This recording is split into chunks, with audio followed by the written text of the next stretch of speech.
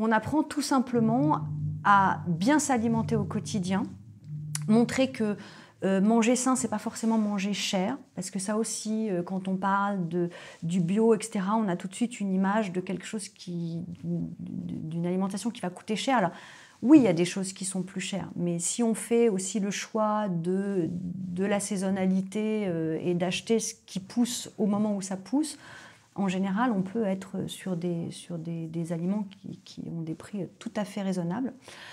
Et puis de montrer aux gens qu'on peut aussi cuisiner très rapidement, parce qu'aujourd'hui, c'est aussi ça la problématique. Alors, peut-être ici encore plus en région parisienne, hein, les gens ils courent partout, ils partent très tôt le matin, ils rentrent tard le soir. Donc c'est vrai que si vous rentrez à 19h30, qu'il faut éplucher tous les légumes, etc., c'est pas forcément jouable. Donc l'idée, c'est aussi de leur montrer des petites combines, de montrer que quand on prend des légumes bio, il suffit juste de les brosser, on n'a pas besoin de les éplucher, on gagne du temps. Qu'il y a plein de légumes qui peuvent se manger crus en salade. Donc on se passe de la cuisson, on gagne du temps. Et puis en plus de ça, le fait de pouvoir les manger crus, on les dénature moins. Donc ils vont être plus riches en nutriments. De leur donner des idées d'utiliser des épices ou des aromates auxquels ils n'auraient pas pensé. D'expliquer l'importance des modes de cuisson. Typiquement, quand vous cuisez à l'eau, il y a beaucoup de nutriments qui sont hydrosolubles. Donc, quand vous mettez vos haricots verts à grande eau, ils vont bouillir et puis tous les nutriments hydrosolubles vont filer dans l'eau. Et du coup, voilà, c'est un manque à gagner sur la qualité nutritionnelle de l'aliment.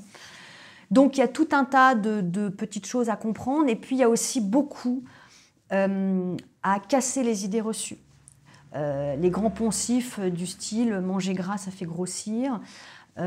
Souvent, les femmes, quand elles se mettent au régime, alors plus de vinaigrette, plus de graisse, etc. Par contre, elles prennent des yaourts allégés sans en fait se rendre compte que souvent, quand on allège quelque chose, on va rajouter des amidons et souvent c'est du sucre et que finalement ce sucre il est beaucoup plus toxique finalement que les graisses qui étaient là au départ. Bon bref, donc il y a beaucoup aussi d'idées préconçues à casser.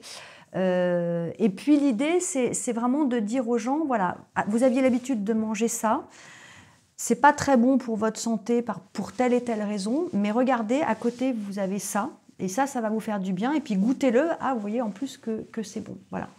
Donc les ateliers de cuisine, ils peuvent être thématiques, ça peut être sur le sans gluten, ça peut être sur le soja, ça peut être, il y en a un qui s'appelle dessert et douceur saine, voilà, comment on se fait plaisir, parce que la notion de plaisir est extrêmement importante dans l'alimentation.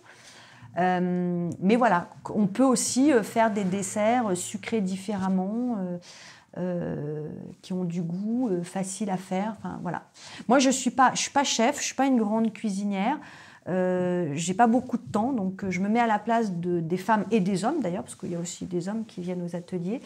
Et l'idée, voilà, c'est que quand on rentre chez soi, qu'on a les enfants, faut faire prendre la douche, réciter la poésie et préparer le repas en même temps, comment je m'organise. Et voilà, c'est un peu toutes ces choses-là que j'essaye de faire passer dans les ateliers.